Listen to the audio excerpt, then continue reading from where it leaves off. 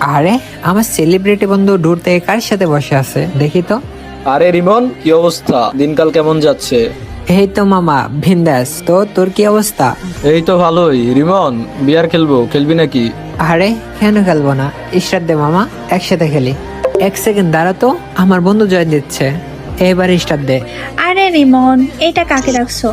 আমি খেলবো না এই বটের সাথে, পরে মাইনাস আসবে আমার।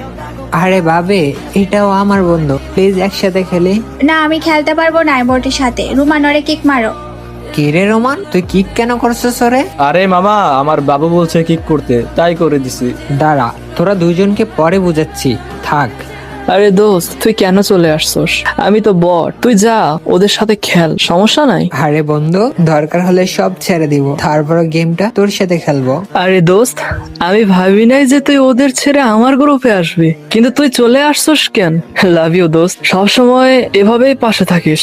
আরে পাগল, কথা দিলাম পরের জন্মে কি হবে তা জানা নাই, তবে এটা শিওর এই জন্মে আমার আর তোর ভিতর থাকবে না কোনো দূরত্ব, আর এইটাই তো আমাদের বন্ধুত্ব।